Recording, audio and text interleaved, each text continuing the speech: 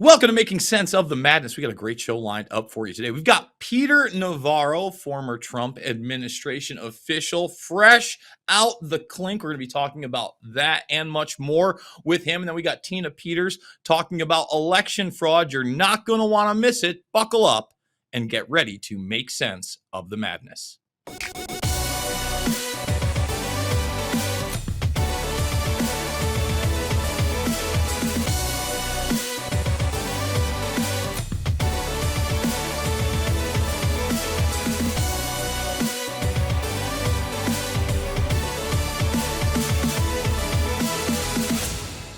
Where former Trump advisor Peter Navarro is just beginning to speak. He was just released from Miami federal prison yesterday after serving 4 months for contempt of Congress.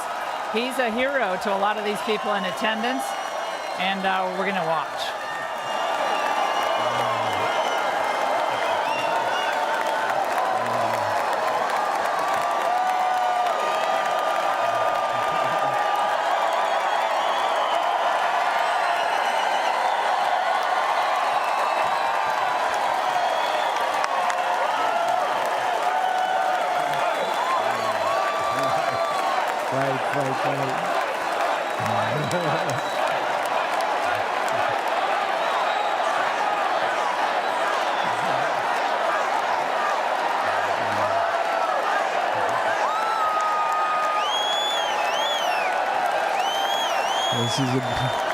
This is a beautiful thing. And I think you folks just want to know if you can see my MAGA tattoo I got there.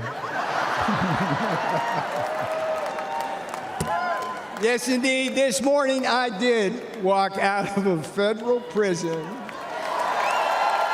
in Miami.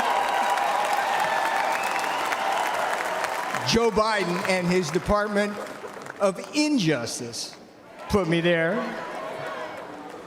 Tonight I'm here with you in this beautiful city of Milwaukee. I got a very simple message for you. If they can come for me, and if they can come for Donald Trump, be careful, they will come for you. If we don't control our government, their government will control us. If we don't control all three branches of our government, legislative, executive, and judicial, their government will put some of us, like me and Steve Bannon, in prison and control the rest of us.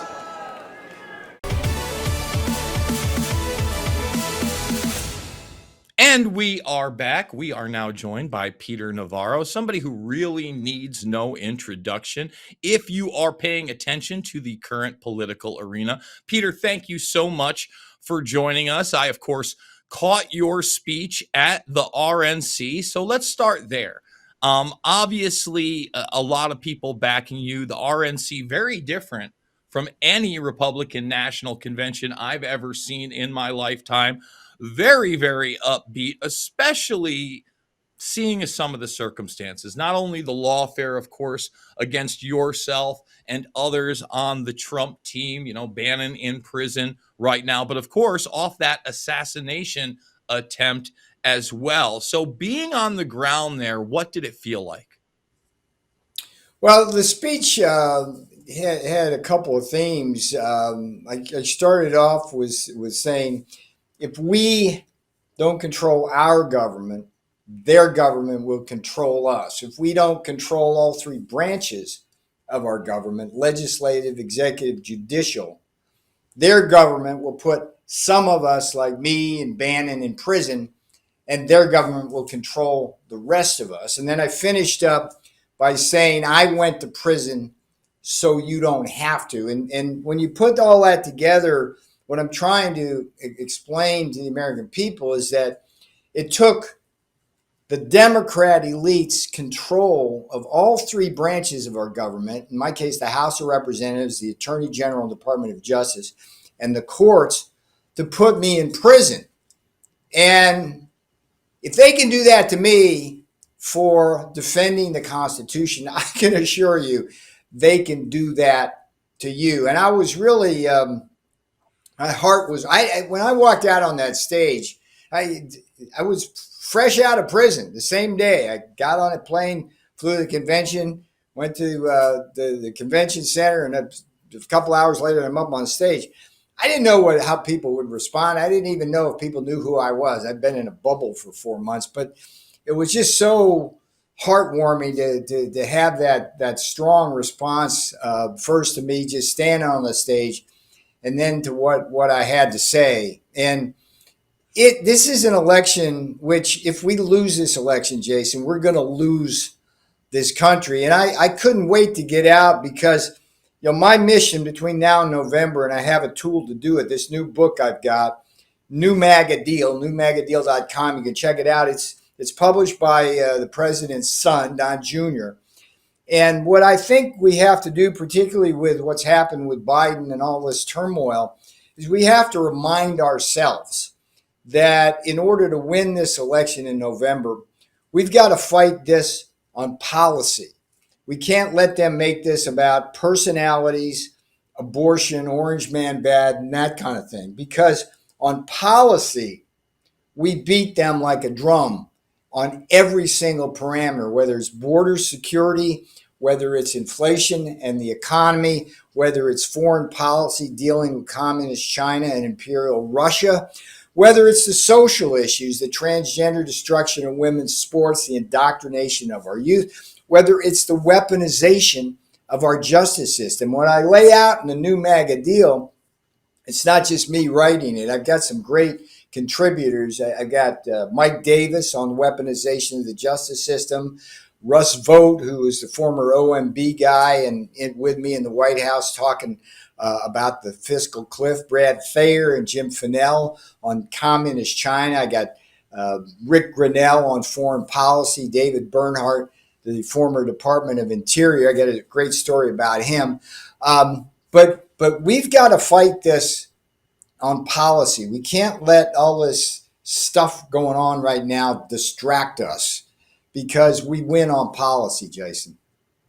Let's talk about that a bit. You alluded to the judicial, executive, and legislative branches. And, I've never been a revolutionary. I have been a reformationist ever since I've gotten into this political arena now almost 20 years ago. And I don't feel like we have an actual system of checks and balances with criminal accountability within executive administrations. And I wonder if you think we'll ever get back to that point, because when they're waging lawfare against guys like you, when there are real crimes out there, it's very troubling. And I would argue the last time that we really saw that check and balance was during the Iran-Contra affair. And even then, there were a lot of people that got slaps on the wrist.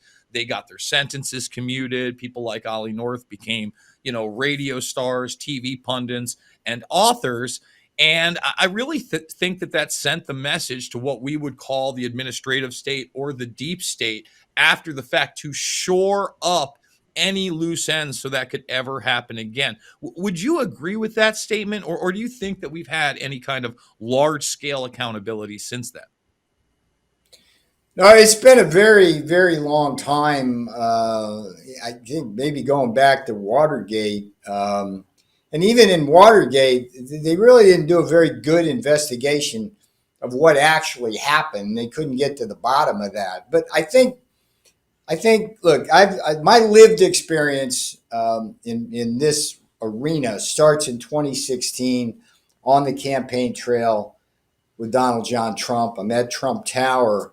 And from that point in time to today, the Democrat elites, the Democrat strategists, the Democrat Party have waged unrelenting lawfare.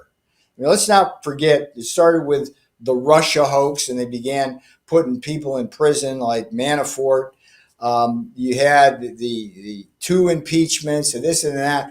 The point here is that when the Democrats control portions of the government, in this case now all of the government, they will use it not to help the people of America make this country a better place. They will use it to punish their rivals and stay in power. I mean, that is so abundantly clear. So the question is, what do you do about that? And it's not retribution, it's accountability. I think that, I mean, look, if Donald Trump wins the election, and if he doesn't, we're going to lose this country. If Donald Trump wins the election, he's going to focus on the economy and the border and relations with China and Russia and what's going on in Ukraine and Gaza. That's like at the top of the list. But the beauty of Donald Trump is the cliche walk and chew gum at the same time. I mean, come inauguration day, between election day and inauguration day, he's going to be preparing over 100 executive orders ready to go.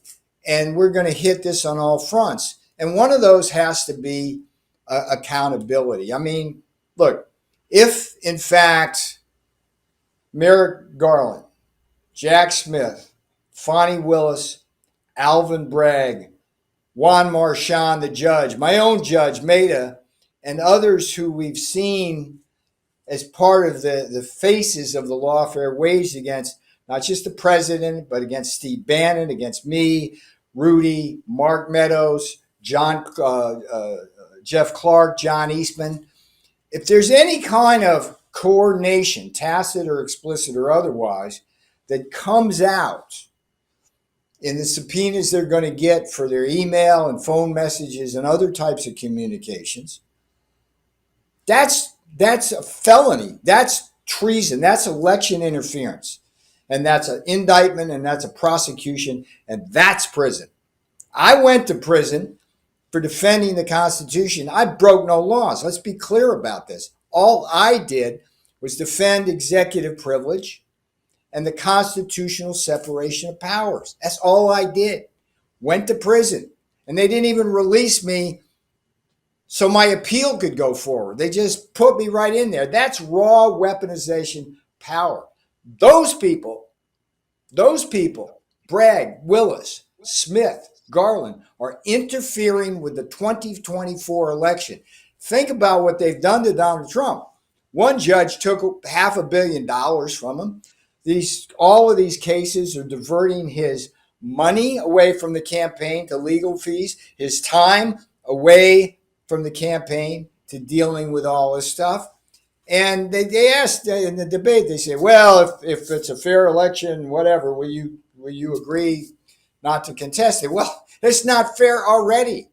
So yeah, Jason, there has to be accountability, simply because if you don't hold them accountable, they'll do it again. Whenever they're in power, they'll do it again. Well, I would agree with you that some of the behavior, a lot of the behavior has been open and arrogant treason. However, it has been complete and total unaccountability. Now, looking at the other side of the aisle, not just the Democrats, I think there are people in the Republican Party that have also enabled this. And that being said, I really hope that Trump is true to his word this time around, that Flesh he that out for me. declassified. What's that? Flesh that out. I'm Yeah, interested. sure. Who are we talking So about? you look at, for instance, somebody like Bill Barr, right? As soon as it came to Sure. the election, he Yeah. he didn't want anything to touch it. He said it was a free and fair election, despite the fact that, for me, I've been talking about election integrity not just in 2020, but since 2004, since the institution of these machines. Back then, it wasn't Dominion; it was Diebold. But whenever you have proprietary software that cannot be audited, I think that's problematic. Now, Trump has come out and said that this time around, one of the initiatives is going to be voter ID, in-person voting, paper ballots. I think that's utterly important. I don't know if we can get there. But If I may, Yes, right there, this is important.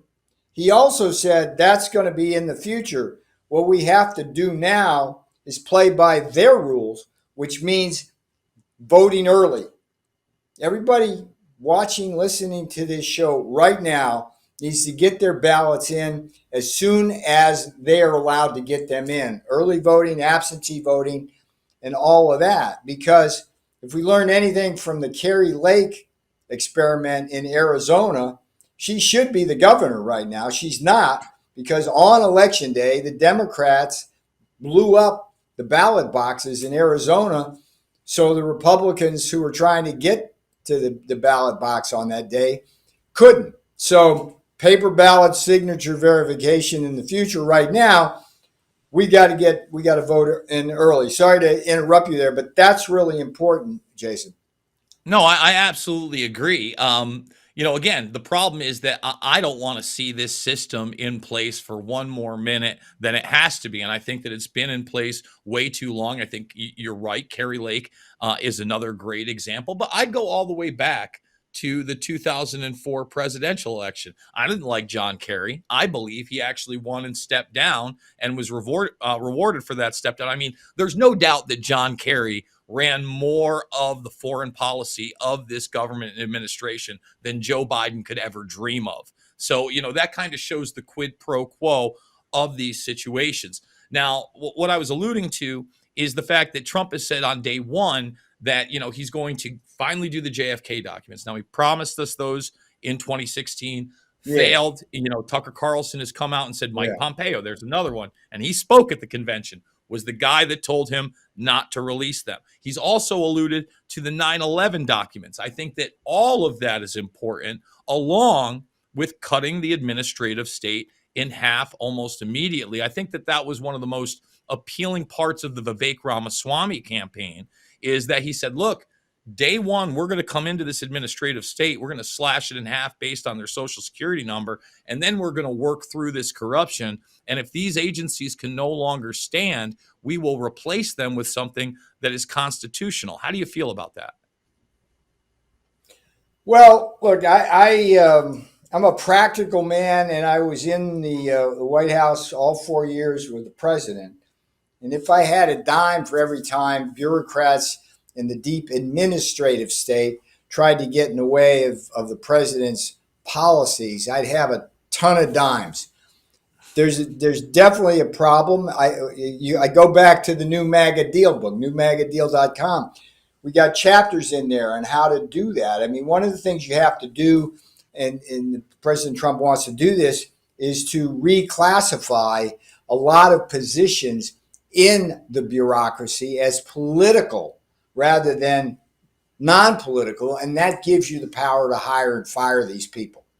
The big issue is getting these people who are going to be in the bureaucracy to be on the same page as the White House that's supposed to control the bureaucracy. So there's two issues here: who you cut from it, how many you cut, but whether the people inside are pushing in the same direction as the administration. And that's the problem that in the short term, I'm much more concerned about.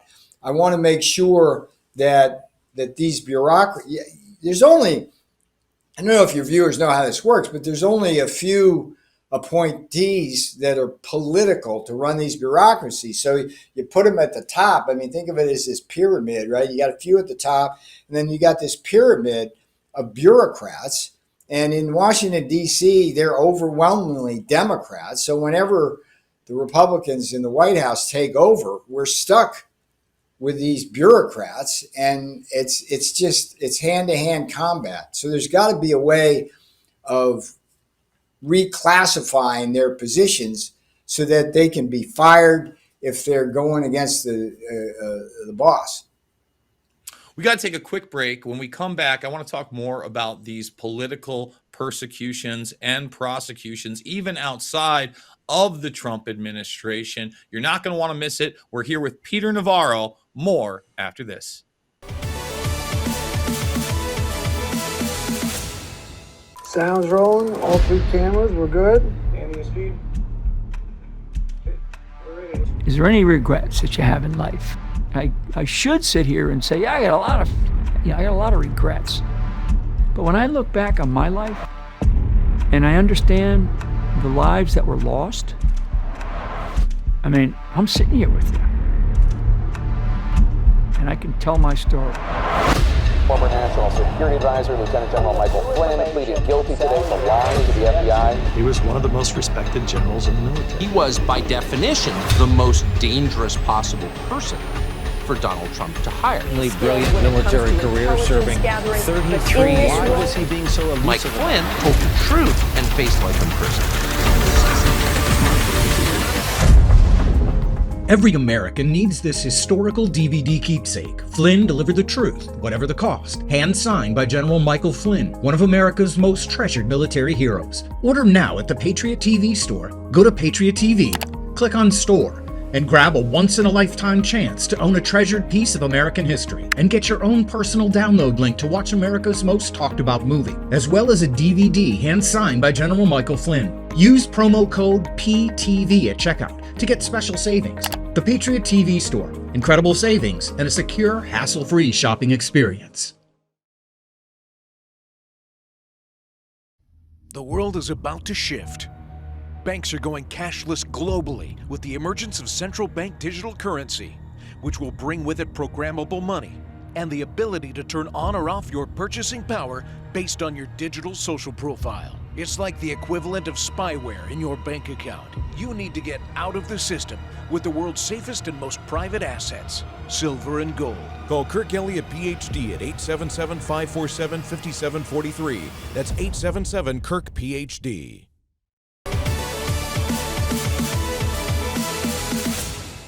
And we are back. We are joined by Peter Navarro. Peter, you know, we've talked about yourself, we've talked about Steve Bannon, others surrounding Trump, but I would also argue, especially in the case of January 6th, that you have lawfare being waged against average American citizens that are simply supporters of Trump. I think the most egregious example of this is Enrique Tarrio.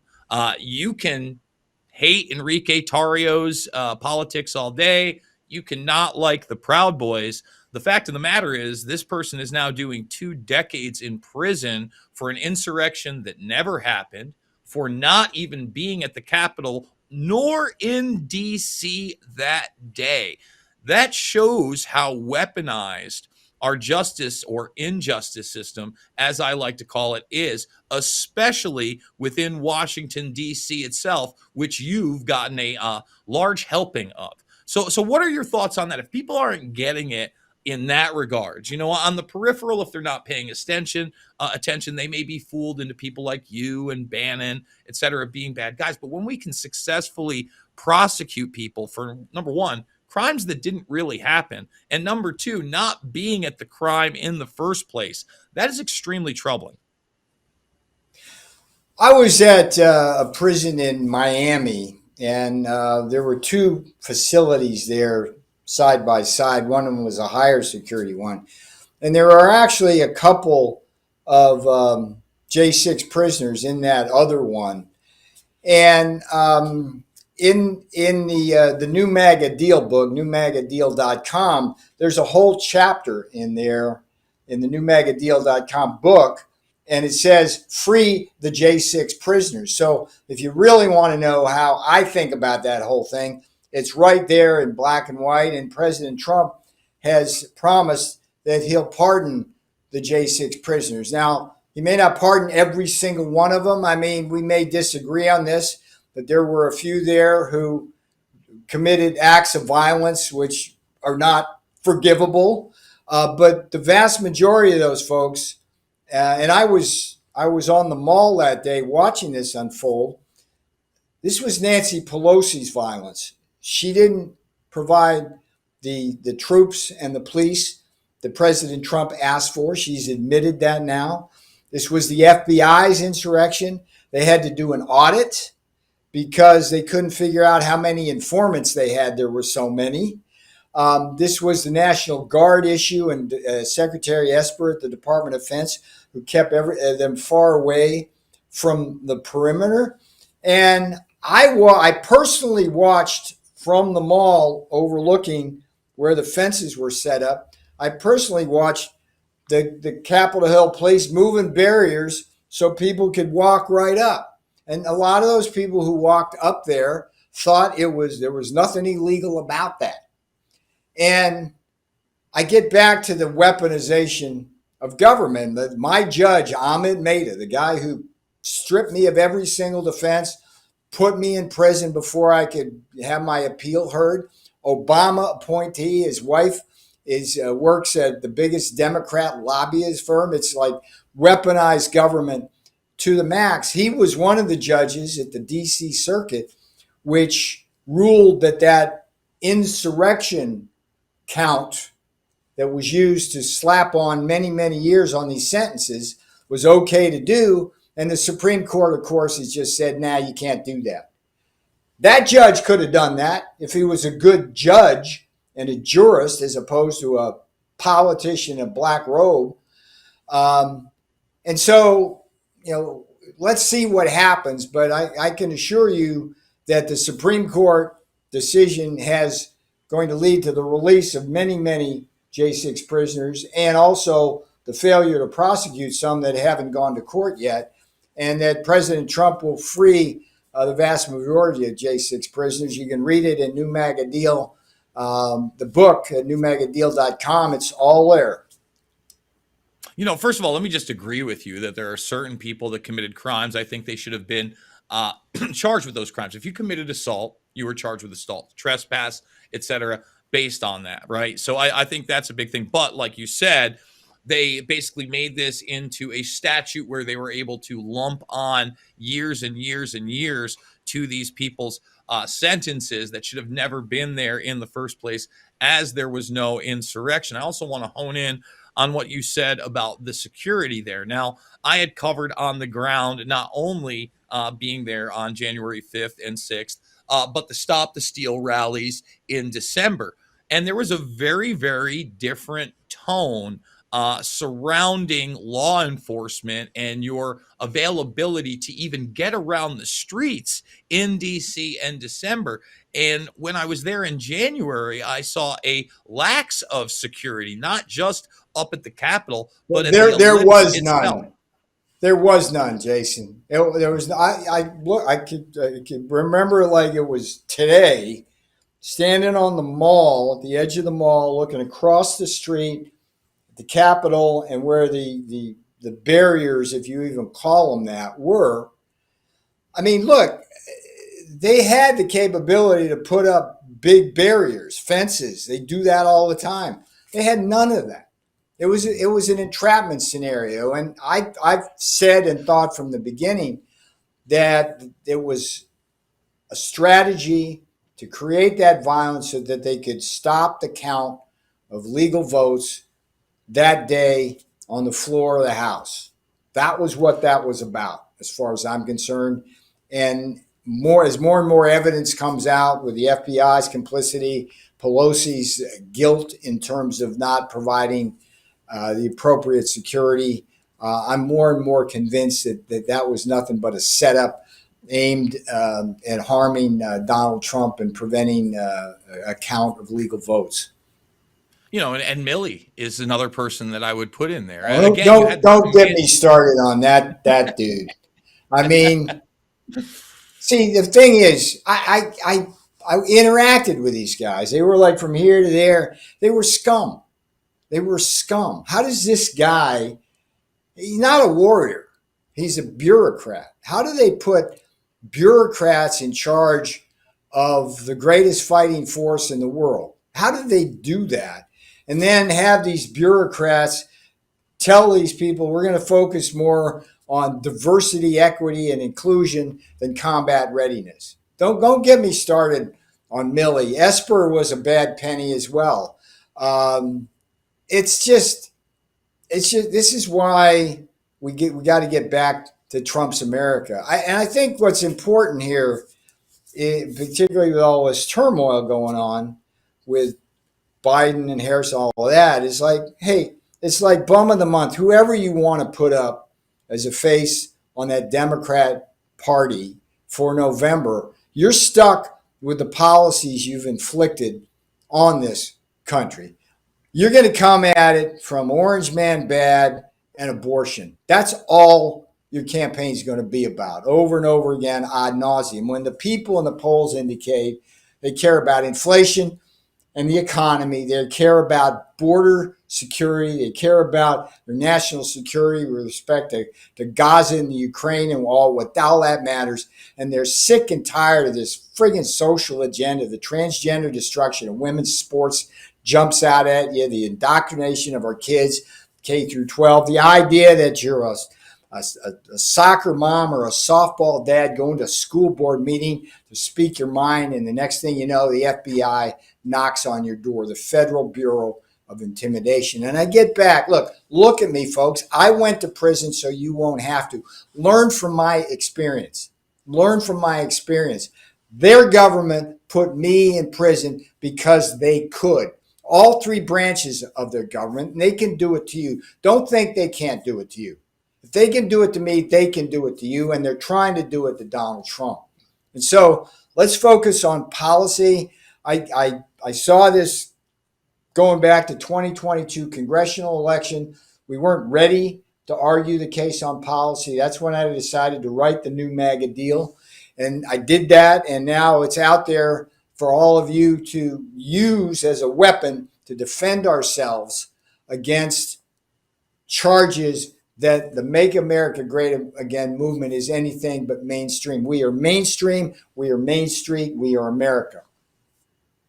Final question. How do you get that policy into place? Don't you need the personnel? And that being said, who would you like to see in this second administration? Because, J.D. Vance, definitely not my first choice. I'd like to see people like Ramaswamy, Rand Paul, Mike Lee, maybe bringing back General Flynn. I don't think that Bannon was a bad decision, especially in the way that they went after him in the beginning of that administration and how he's sitting in prison today. So who are a few names that you think really have to be in that administration to make this work? Well, look, I think the first thing that has to happen from the day after election to inauguration day, this is how it works, Jason. The transition team will get to work on 100 actions, 100 executive orders at least, and 50 more to undo what Joe Biden did. So you don't need the bureaucracy to do a lot of what a president can do. So front loaded, the most important thing is going to be to get those executive orders ready and signed on day one. 100 actions in 100 days. Now, with respect to who should be in this, I mean, look, I think Jeff Clark, John Eastman, Dave Bernhardt, they did a good job at Interior. I think certainly Rick Grinnell will be in the mix. It's a question of whether Pompeo will be there. He's got some real issues there that's got to be overcome. I think Bob Lighthizer will certainly be a major force somewhere in the administration. And again, if you just go to like Jim Fennell and Brad Thayer do a chapter in New MAGA Deal, like the book. Those guys are top of the line when it comes to strategy, particularly in the Pacific Theater against communist China. So there's going to be a whole lot of folks that from the previous administration who did a good job will be in there.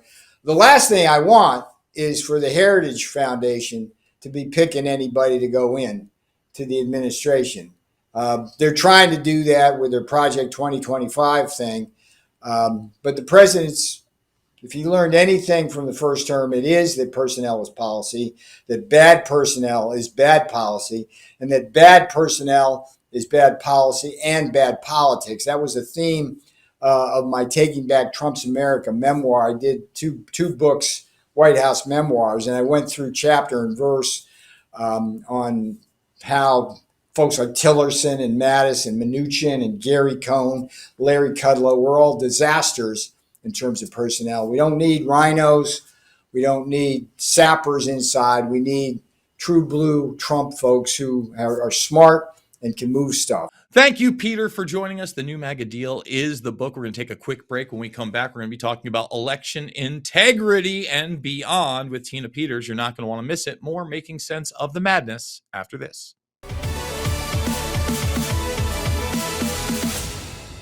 Throughout history, the spirit of patriotism has prevailed. The battles may have changed, but the values remain the same. Today, in 2024, we find ourselves at a pivotal moment where the call for unity, freedom, and a better future echoes louder than ever. For more than 10 years, Patriot Mobile has been committed to supporting the values that make our nation great. With affordable plans and reliable nationwide coverage, Patriot Mobile is not just a wireless service. It's a call to action for those who believe in the American dream. Because this year is not just any year, it's the most important year since our nation's founding. Choose a wireless carrier that shares your values. Choose Patriot Mobile.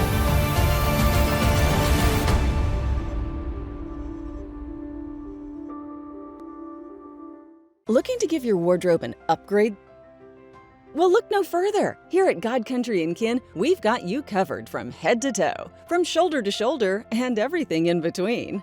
Introducing our brand new Patriotic Collection, designed to display your patriotic spirit with a stylish look that's sure to turn heads. And the best part is, you don't have to break the bank to be your best you. Why wait? Visit us online or in-store today and elevate your style with God Country & Kin. God Country & Kin, where patriotism meets style. Shop now. Visit the Patriot TV store and look for the God Country Kin banner to find the perfect outfit, shirt, accessory, or maybe a great hat. You can totally see yourself rocking this hat. I know you can. And check out all the great stuff we've got to show your patriotism at patriot.tv.store. Click that link above that says store and join me there at the Patriot TV store.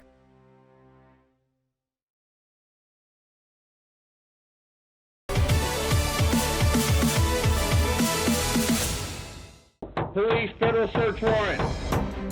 Please help me welcome Tina Peters.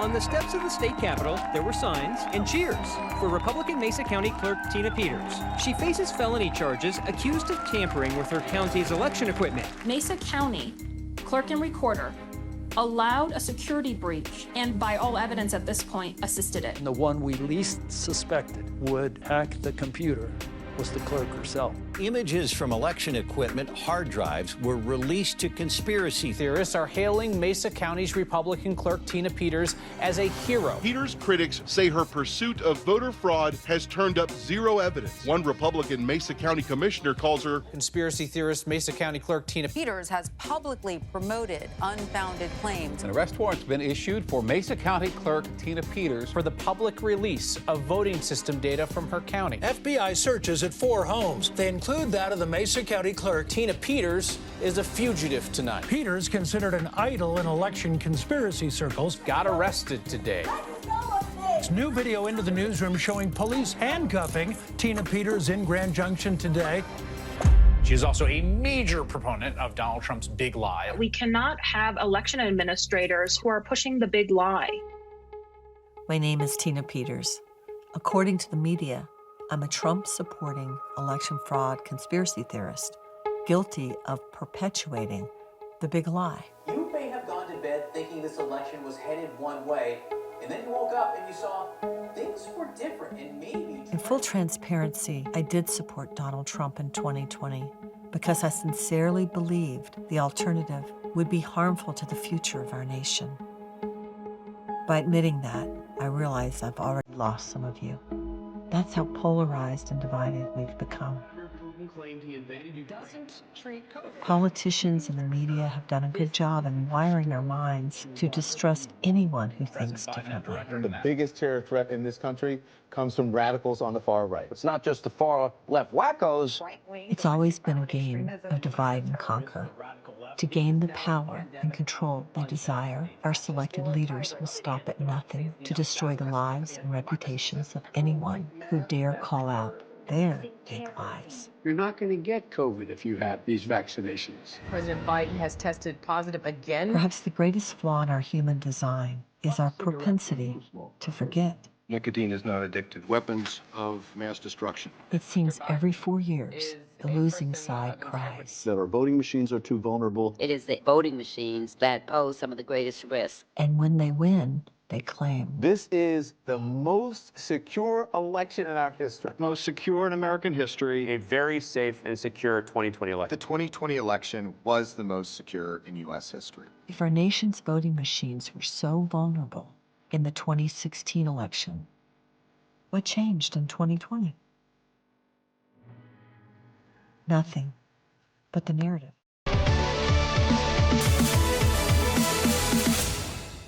And that was Tina Peters. I really hope everybody checks out that entire film, because this subject matter is not about left or right. It is about right and wrong.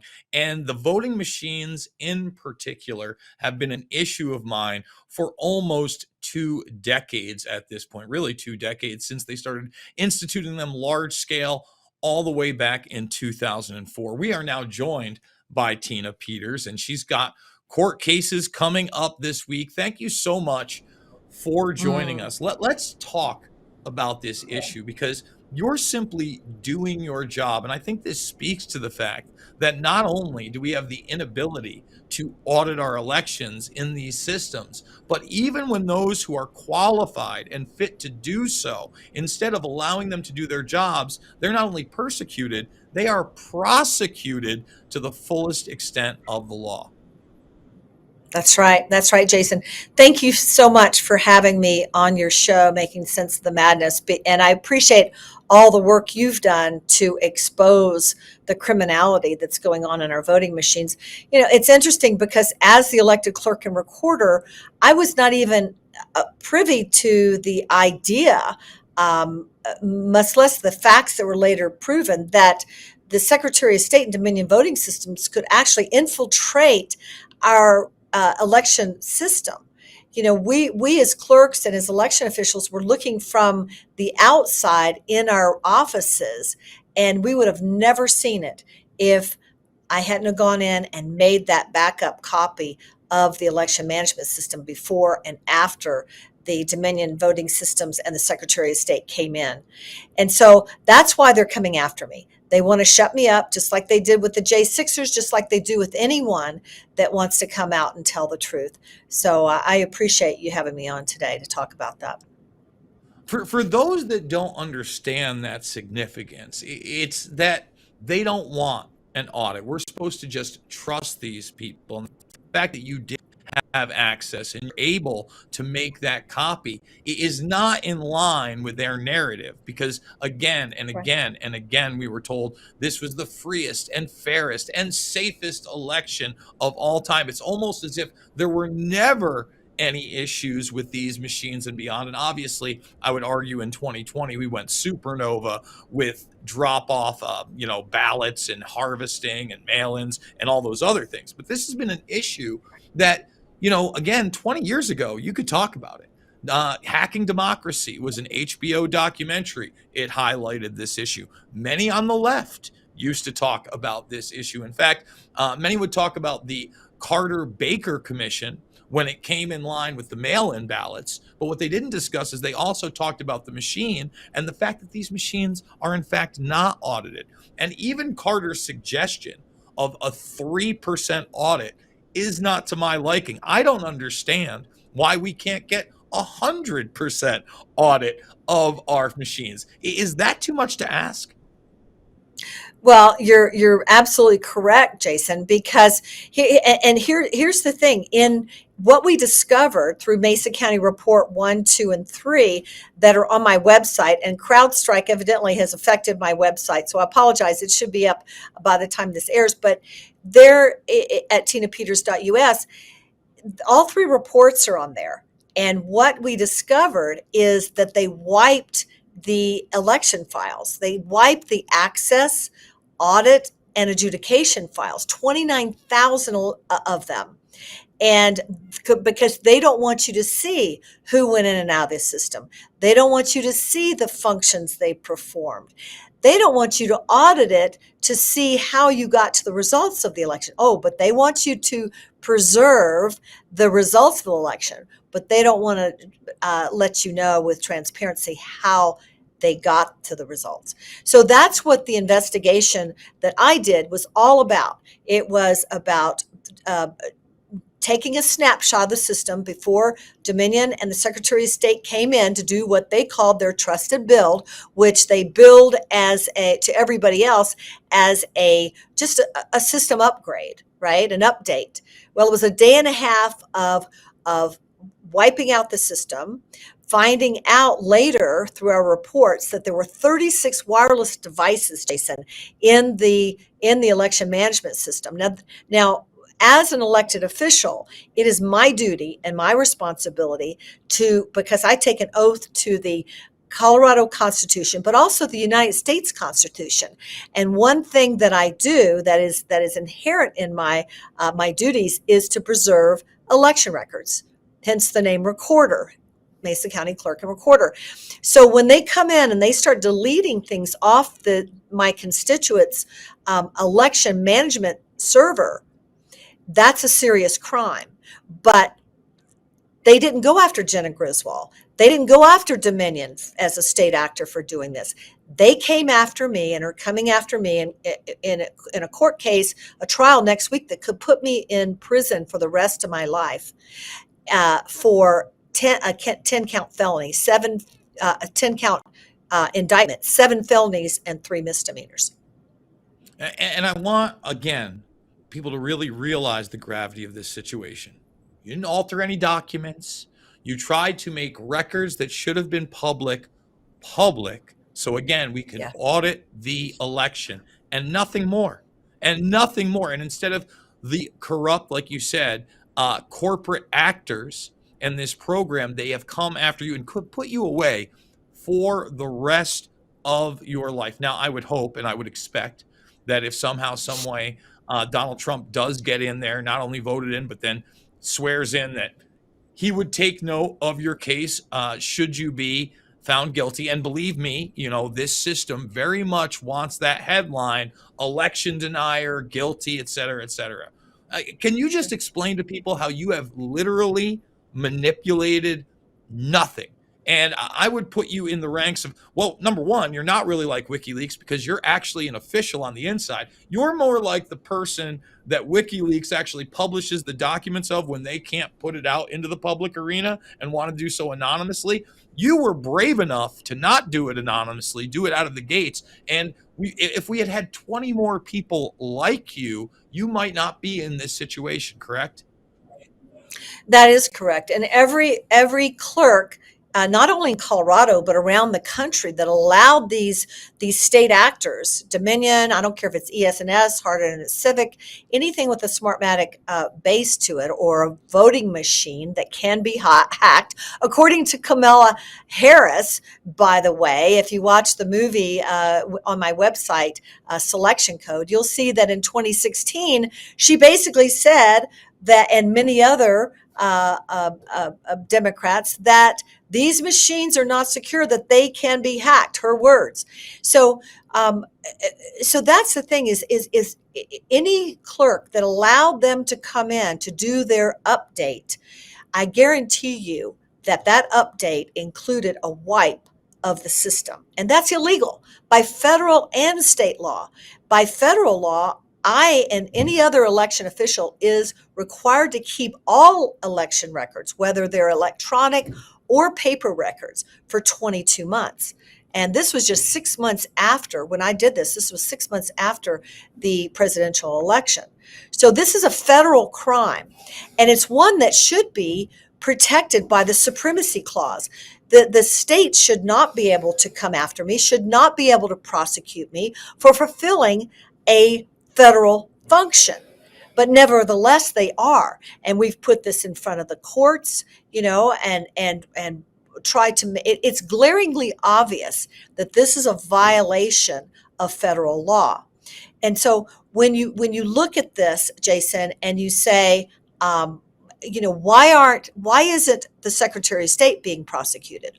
Why isn't Dominion being prosecuted? Now, Dominion, the CEO of Dominion, John Paulos, was just found guilty of perjuring himself under oath. He said these machines can't be connected to the internet.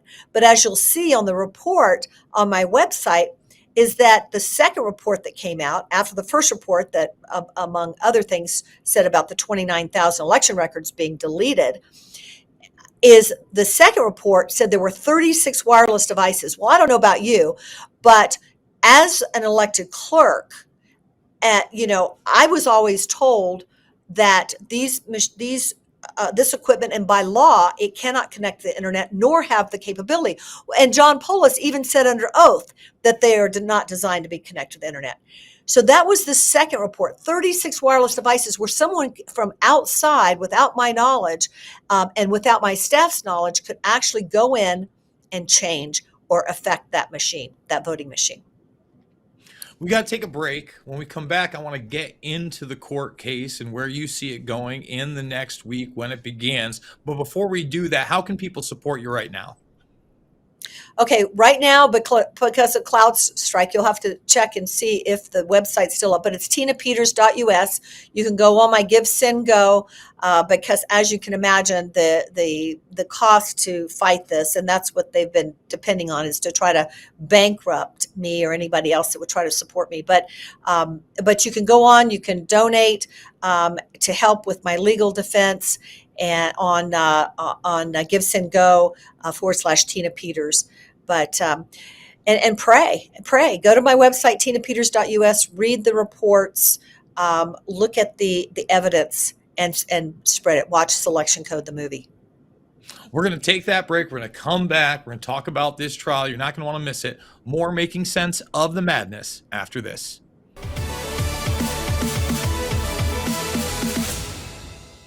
Former National Security Advisor Lieutenant General Michael Flynn pleaded guilty today to lying to the FBI. He was one of the most respected generals in the military.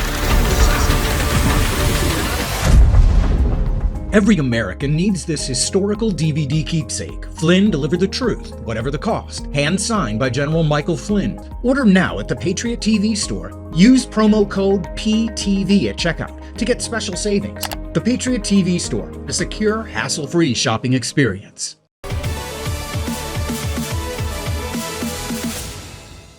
And we are back. Final segment with Tina Peters. Now, Tina, you just hit a major point before we even get into the trial. They want you to cop a plea deal. They don't want to necessarily have you plead guilty to what they say, but as long as you admit you're guilty, that's enough for them. And they will wage lawfare against you financially with insurmountable resources, and then try to cut you off and censor you, really, from any kind of aggregate. Yeah, I'm sure you're on Give, Send, Go, because there are other ones out there like GoFundMe that aren't so friendly to people that are trying to expose election fraud, et cetera, among other issues. Can you speak to that financial aspect? Yes, well, they rejected me on Stripe after they'd already given me the authorization to use Stripe. So that was, I remember when I was running for Secretary of State, and I announced on Steve Bannon that after I realized that I was the only one that could step in the race to do this, and I did win my primary, but I was cheated out of it. We watched it happen in real time with these machines, but financially, yes, they do try to come after you. They try to, but this is going to happen to every single American. You have to understand. I just went into and I've had people that go into the bank and they want to know what you're buying. They want to know, there's so much imposition and they want to track what you're doing. So I would tell every American to start, obviously, invest in other places, make sure that your funds are protected in your bank or taken out to do whatever you need to do. But that's a side note. They do want to take you down. They want to, what they're doing to me, they want to do to everybody. So you've got to stand up and you've got to make your voice heard. But as far as for the trial, it's interesting because the media has been putting out there that I breached the election equipment. Well, it's funny that is not what the 10-count indictment even talks about. And when I say they, I'm talking about the criminals. We're very careful in the way that they orchestrated this whole indictment. It has to do with influencing a public servant. So you're supposed to believe that I influenced the public servant that's sitting there deleting my 29,000 or my constituents' 29,000 election records. So there were several felony accounts of influencing public servants, which I say they were influencing me. Stolen identity, impersonation, all these other things. But it's funny because the media will put out there that I breached the election equipment, and that's not the charges, but it makes me sound guilty. So when you see this media manipulation, the use of semantics, the idea that you were the one hacking democracy, if you will, it's all absurd. The reality is, again, you tried to audit an extremely corrupt system, shine the light on that, and hopefully get some retribution. Unfortunately, our court systems are so corrupt that they've gone with this no standing degree in all these cases, and then gone after the people like yourself criminally. We have run out of time. One more time, let everybody know how they can support you, keep an eye on this trial, and really get behind you financially. I appreciate that. And I would really love if people can, if they are near Colorado or want to take, it's beautiful out here, take a trip to Colorado. My trial dates, they start the 31st with jury selection. The 1st will be opening arguments. And then you have the 2nd, then the weekend, and then the 5th through the 10th is getting in more of the trial. And then it's supposed to be over by the 12th of August. So July 31st to the 12th of August, if you can come out, you can support me, you can give. I would appreciate it. There's also an event that some other people are putting on that Sunday, the 4th, that are on the websites, freetina.com, and then, of course, tinapeters.us. Please go there, find out the truth. Go on my X, my Twitter account. Elon Musk has had 750 requests to help me. And so if you go on and look up Bahezi and Yehuda Miller, and if you go to my X at Real Tina Peters, you can follow those posts. And I appreciate that so much. Thank you. Absolutely. The best of luck. We'll be following that trial. Folks, it's not about left or right. It is always about right and wrong. This is another issue, again, that goes beyond those barriers. Everybody should be paying attention to it. I absolutely love you guys. We'll see you on the flip side.